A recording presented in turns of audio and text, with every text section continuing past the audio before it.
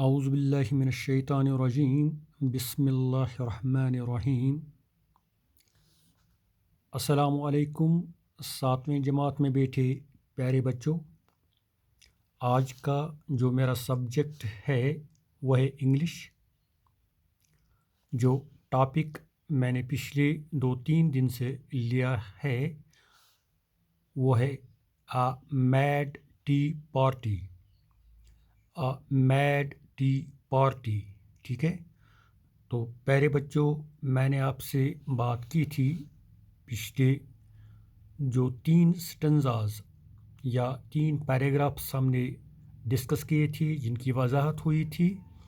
तो else in Wonderland, else जब पहुंच गई वंडरलैंड में, वहाँ पर उसने किन को पाया?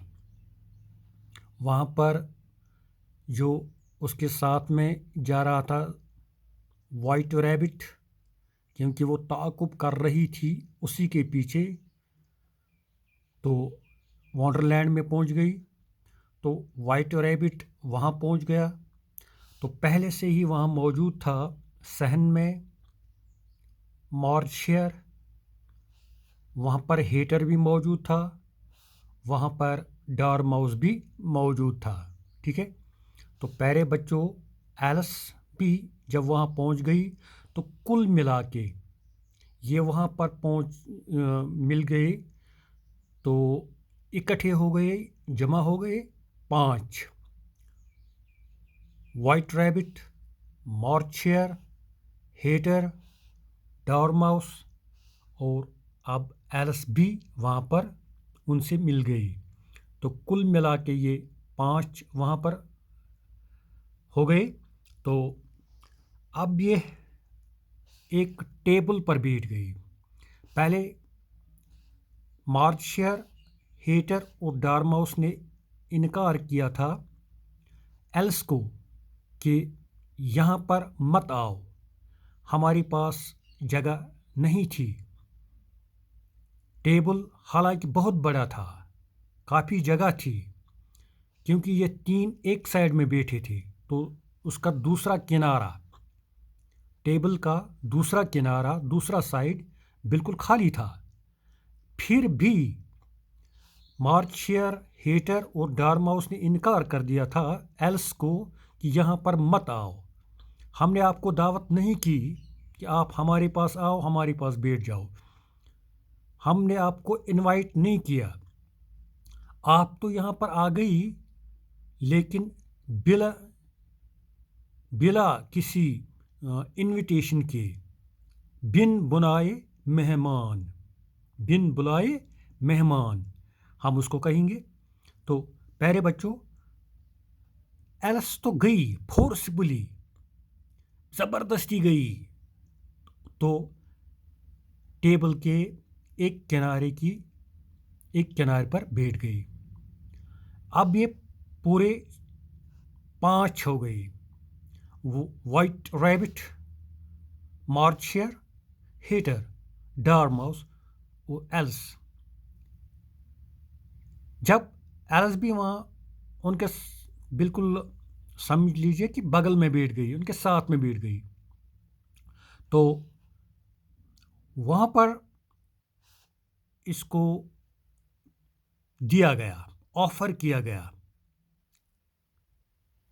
एक वाइन का गिलास।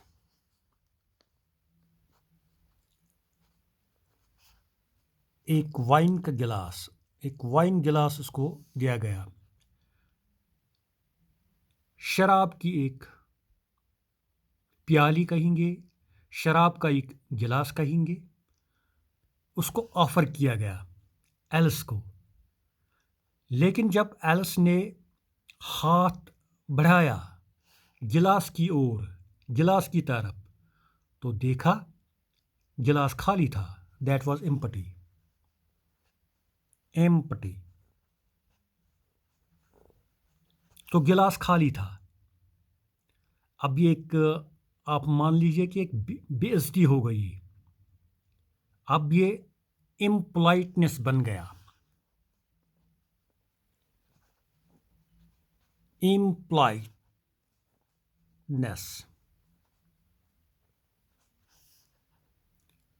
यानी अब इसमें कोई इज्जत ही नहीं रही, क्योंकि गिलास तो दिया गया एल्स को, लेकिन गिलास खाली था।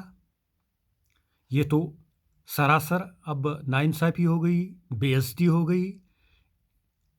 तो प्यारे बच्चों, आदाब के खिलाफ हो गई। आदाब को मद्देनज़र रखते हुए ऐसे नहीं करना चाहिए था, लेकिन अब ये पूरी तरह इम्पोलाइटनेस बन गई वहाँ पर। तो प्यारे बच्चों, जब एल्स ने वापस कह दिया कि आपने वाइन गिलास तो ऑफर किया लेकिन खाली था, क्या ये बेअदबी नहीं है? क्या ये बेअदबी नहीं थी? तो हेटर ने वापस जवाब दिया। Hater argued, hater replied. तो वापस क्या कहा? आप यहां पर आ गई थी बिन बुलाए। क्या ये इम्पोलाइटनेस नहीं थी? क्या ये बेअदबी नहीं थी? आपको किसी ने दावत नहीं की थी कि आप यहाँ पर आओ, हमारी महफिल में बैठ जाओ, यहाँ पर खाओ, यहाँ पर पियो। किसने बुलाया था आपको? किसी ने नहीं। आप ज़बरदस्ती आ गई तो यहाँ पर बैठ गई। मैंने अब आपको इसके बदले में खाली गिलास पेश किया। तो खाली गिलास पेश करने से आपको ये पता चलेगा कि आपकी बेइज्जती हो गई, क्योंकि गलत तो आपने किया था। किसने गलत किया था? एलिस ने गलत किया था। तो एलिस ने जब गलत किया था तो हुआ क्या? हुआ ये कि ये इम्पोलाइटनेस बन गई। तो प्यारे बच्चों, अब ये समझ लीजिए आप कि बिल्कुल एलिस ने गलत किया था।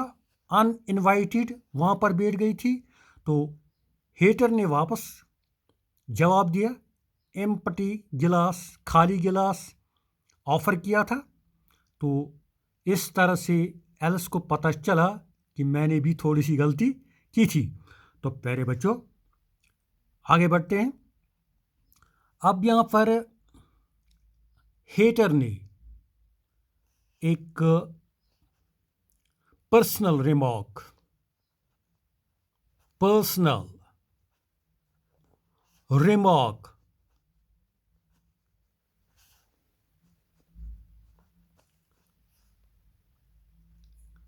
एल्स को बताया। क्या? You should cut your hair. You should cut your hair. You should cut your hair.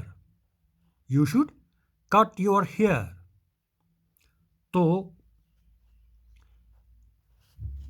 Else गुस्से में आ गई। क्यों? क्योंकि ये पर्सनल रिमार्क था। अगर मेरे क्लास में बैठे किसी बच्ची को, गर्ल स्टूडेंट को, ये कहा जाए, जाओ अपने बाल काट दो, क्या लगेगा उस लड़की को? वो नाराज़ हो जाएगी, वो गुस्सा हो जाएगी, वो कहेगी कि आप बदतमीज़ हैं, ऐसी बदतमीज़ी मत करो, ऐसी बेहुदा बातें मत करो। वो हर्ट हो जाएगी, है कि नहीं? तकलीफदेह बात, ये तो तकलीफदेह बात बन गई। तो इसी तरह हेटर ने भी एक तकलीफदेह बात कही। किसको? एल्स को क्या कहा था? You should cut your hair, जाओ अपने बाल काट दो, आपको अपने बाल काटने चाहिए। तो गुस्से में आ गई एल्स, नाराज हो गई। She got angry, she got angry, she got angry. तो प्यारे बच्चों, लेकिन खामोश रह गई, फिर भी वहीं बैठ गई, वहां से हटी नहीं। अब हेटर ने एक पहेली बुझाई साथ में। पहेली क्या थी? पहेली ये थी, जो back of A crow, back of a crow,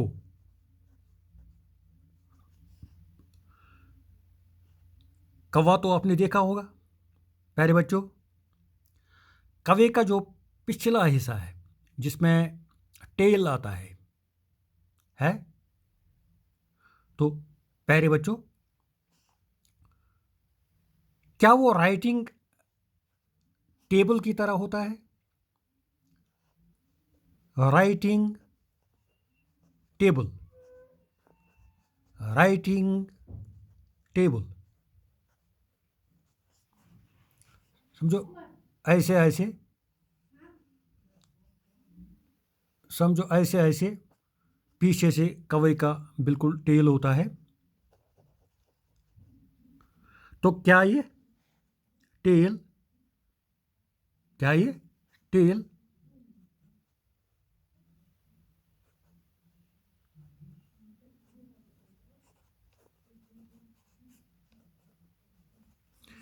क्या ये टेल राइटिंग टेबल जैसा होता है?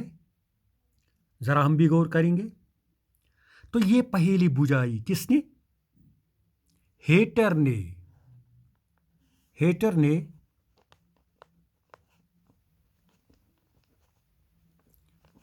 एक पहेली बुझाई, एल्स को कहा, क्या आपको पता था कि जो बैक ऑफ ए क्रो है, जो बैक ऑफ ए क्रो है, जो बैक ऑफ ए क्रो है, ये बैक ऑफ ए क्रो, ये राइटिंग टेबल जैसा, राइटिंग टेबल जैसा दिखता है। क्या हमें ये दिखेगा इस वक्त? क्या हमें ये दिखेगा? बिल्कुल जैसे दिखता है। तो एग्जैक्टली हेटर ने भी ऐसे ही कह दिया था एल्स को कि जो बैक ऑफ ए क्रो है वो राइटिंग टेबल की तरह दिखता था, राइटिंग टेबल की तरह दिखता था। तो प्यारे बच्चों, एल्स परेशान हो गई थी कि back of A crow, writing table, तो इन दो के दरमियान क्या संबंध, क्या ताल्लुक था? जो हेटर ने पहेली बुझा दी एल्स को। तो प्यारे बच्चों, एल्स थोड़ी सी परेशान हो गई, उलझन में पड़ गई कि इस पहेली का जवाब तो मैं दे नहीं सकती थी, वो तो दे नहीं सकती थी। तो वो खामोश रह गई। She kept silent, kept silent, she kept silent, she kept silent. तो प्यारे बच्चों, वो इस पहेली का जवाब दे नहीं सकती थी। पहेली कुछ ऐसी थी जो कंफ्यूज्ड थी, जो उलझन में डालती थी। तो हेटर ने उलझन में डाल दिया था किसको? एल्स को। Back of A crow writing table की तरह था। इसका मतलब बताना था, इसका मतलब बताना। अगर मैं आपको कहूँ इस वक्त प्यारे बच्चों, तो क्या आप बता सकते हैं? नहीं, मैं खुद भी कंफ्यूज्ड हो गया। तो इसी तरह एल्स भी कंफ्यूज्ड हो गई तो वो खामोश रह गई। तो जब उसने कोई जवाब नहीं दिया था, तब जाके हेटर ने और एक पहेली बुझा दी। तो उस पहेली के बारे में कल इंशाल्लाह हम पढ़ेंगे। ये पहेली दूसरी क्या थी? तो प्यारे बच्चों, आज के लिए इतना ही। कुछ पॉइंट्स मैंने यहाँ पर लिख दिए, इनको अपनी नोटबुक पर लिखिए। तो इस तरह से हमारा जो ये आज का पैराग्राफ स्टेंजा मुकम्मल होता है। तो लास्ट स्टेंजा इंशाल्लाह कल शुरू करेंगे। तो इसी के साथ ए मैड टी पार्टी इख्तिताम पर पहुंच जाएगा ये लेसन। ठीक है, तो बाद में उसके सवालात, लैंग्वेज वर्क, ग्रामर वर्क वो भी हो जाएगा। तो आज के लिए इतना ही। खुदा हाफिज़। Stay home, stay safe.